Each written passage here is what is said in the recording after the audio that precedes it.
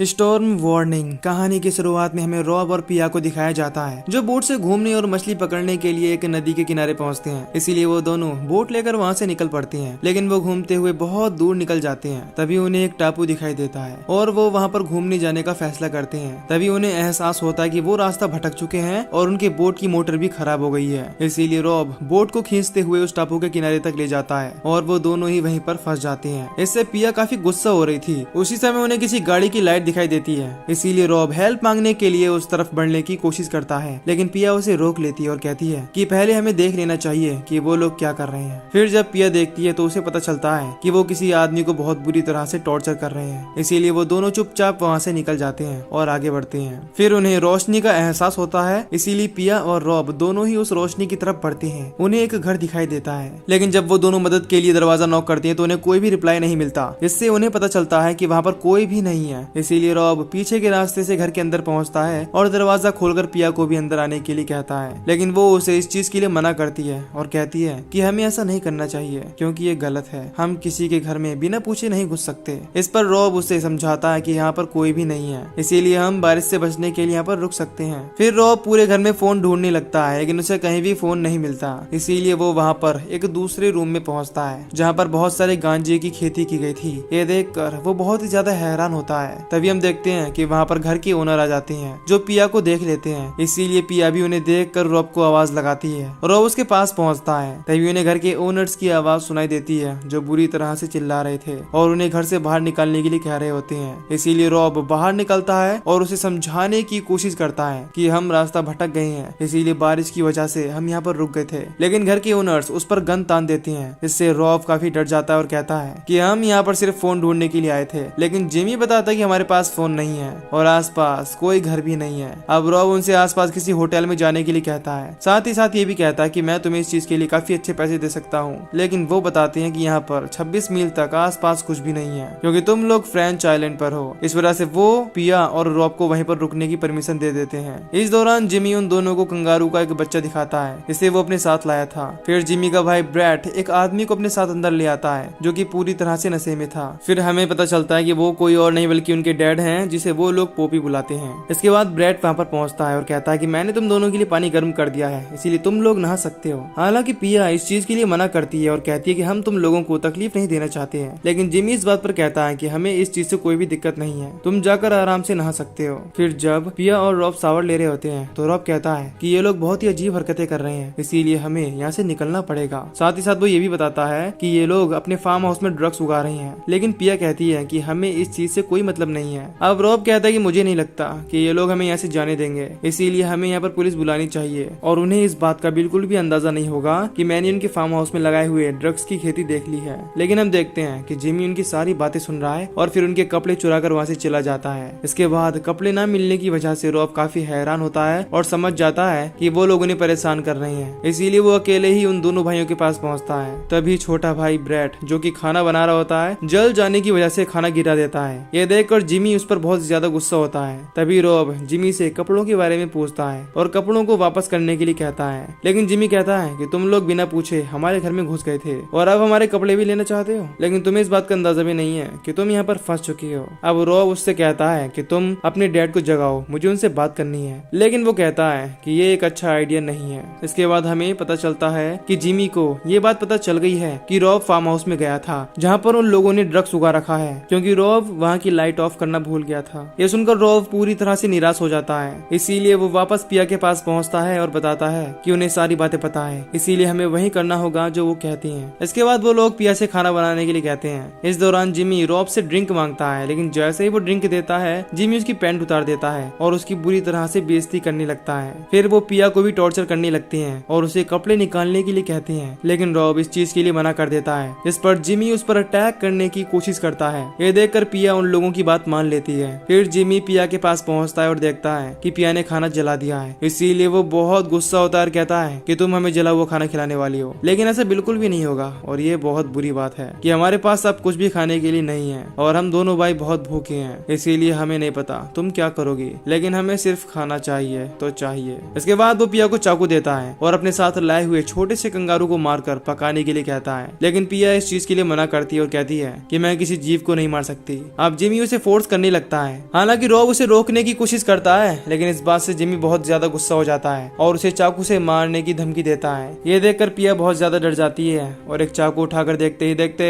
उस कंगारू के बच्चे को बहुत ही बेरहमी से काटकर मार डालती है। इस बात से वो बहुत ही ज्यादा दुखी होती है और रोने लगती है। फिर वो उन दोनों को उसी कंगारू के बच्चे का खाना बनाकर खिलाती है और समझाती है कि मैं और मेरे हस्बैंड दोनों ही बहुत ही ज्यादा थके हुए हैं, इसीलिए हमें आराम करना है। इस पर जिमी उन्हें एक अस्तबल में ले जाता है और वहीं पर रहने के लिए छोड़ जाता है। इस दौरान रॉब वहाँ से भागने का प्लान बनाता है, लेकिन पिया उससे कहती है कि बाहर एक कुत्ता भी मौजूद है जो बहुत खतरनाक है, इसीलिए हम यहाँ से नहीं निकल सकते। लेकिन रॉब कहता है कि हमारे पास इसके अलावा कोई भी रास्ता नहीं है, इसीलिए हमें यहाँ से निकलना ही होगा। इसके बाद वो दोनों ही वहाँ से भागने लगते हैं। कुछ दूर चलने के बाद उन्हें एक डेड बॉडी मिलती है जिसकी हालत बहुत ही ज्यादा खराब थी, क्योंकि उसे बहुत ही बेरहमी से मार दिया गया था और ये वही आदमी था जिसे जिमी और उसके भाई मार रहे थे। फिर इससे पहले कि रॉब और पिया वहाँ से भाग पाते, वहाँ पर जिमी और उसका भाई ब्रैट अपने डॉग के साथ पहुँच जाते हैं और फिर उन्हें अपने साथ चलने के लिए कहते हैं। फिर घर पहुँचने के बाद रॉब उनसे कहता है कि तुम हमें छोड़ दो, हम तुम्हें उतने पैसे देंगे जितना तुम चाहोगे। लेकिन जिमी इस चीज के लिए मना कर देता है और उसकी वाइफ पिया को ड्रिंक करने के लिए कहता है। इससे रॉब बहुत ही ज्यादा गुस्सा हो जाता है और ब्रैड पर अटैक करने की कोशिश करता है, लेकिन वो उसे मार कर गिरा देता है। इसके बाद वो दोनों भाई पिया का रेप करने का प्लान बनाते हैं, लेकिन रॉब उन्हें समझाने की कोशिश करता है कि पिया 2 महीने की प्रेग्नेंट है। लेकिन वो दोनों भाई कहते हैं कि हमें इस चीज से कोई फर्क नहीं पड़ता।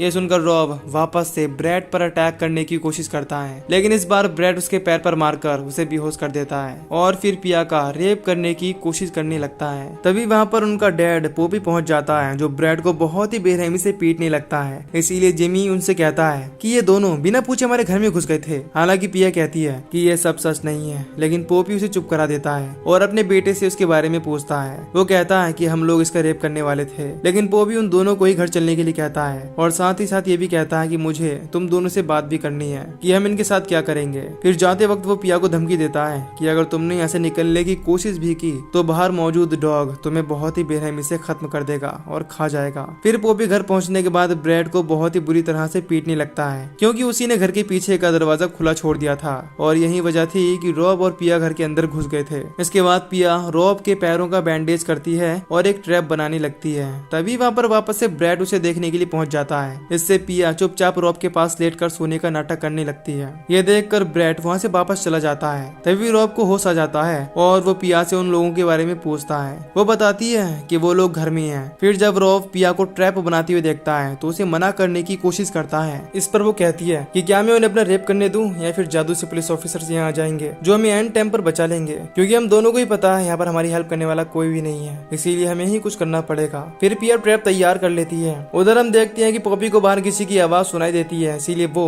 ब्रैड को चेक करने के लिए भेजता है। उसके आने की आवाज सुनकर पिया फिर से रॉब के पास चुपचाप लेट जाती है। इस दौरान जब ब्रैड पिया के पास पहुंचता है तो वो उससे कहती है कि तुम्हें मेरी वजह से मार खानी पड़ी। ये देखकर मुझे काफी बुरा लगा, लेकिन मुझे अभी भी इस बात का विश्वास नहीं हो रहा कि तुम मुझे जान से मारने वाले हो। इसके बाद वो ब्रैड को उसके भाई के खिलाफ भड़काने की कोशिश करने लगती है कि तुम अपने भाई की हर बात मानते हो, लेकिन ना तो तुम उसकी तरह दिखते हो और ना ही उसे पसंद करते हो, क्योंकि तुम उससे बिल्कुल अलग हो। इस पर वो कहता है कि हाँ, क्योंकि हमारी मॉम अलग अलग है। इस दौरान पिया उसे भड़काने की पूरी कोशिश करती है, लेकिन वो इस चीज में पूरी तरह से नाकाम रहती है और ब्रैड उस पर गुस्सा होने लगता है। तभी रॉब उस ट्रैप की हेल्प से ब्रैड को बहुत ही बुरी तरह से वायर में फंसा देता है। इससे ब्रैड को बहुत ही ज्यादा दर्द हो रहा था, इसीलिए वो चिल्लाने लगता है। इसके बाद पिया उसे उसी की गन से शूट करने की कोशिश करती है, लेकिन उसमें गोलियां नहीं होती हैं। इस वजह से रॉब पिया को एक टूल देता है, जिसकी हेल्प से वो ब्रैड पर अटैक करके उसे बहुत ही बेरहमी से मार देती है। इधर जब काफी समय तक ब्रैड वापस नहीं आता तो जिमी उसे चेक करने के लिए बाहर आता है, लेकिन ब्रैड उसे कहीं भी दिखाई नहीं देता। इसीलिए जिमी वापस अपने डैड के पास पहुंचता है और वो उसे पिया को लाने के लिए कहता है। इसीलिए वो उसके पास पहुंचता है और उसे अपने साथ चलने के लिए कहता है। इस दौरान वो उससे ब्रैड के बारे में भी पूछता है, लेकिन वो उसे बताती है कि मुझे उसके बारे में कोई भी जानकारी नहीं है। इसके बाद जिमी रॉब के पैर को छेड़ने की कोशिश करता है, जिससे उसे काफी दर्द होता है। इसीलिए पिया उसे ऐसा करने से मना करती है। तभी जिमी की नजर वहाँ पर रखी हुई ब्रैड की डेड बॉडी पर पड़ जाती है, जिसे पिया ने कवर करके रखा हुआ था।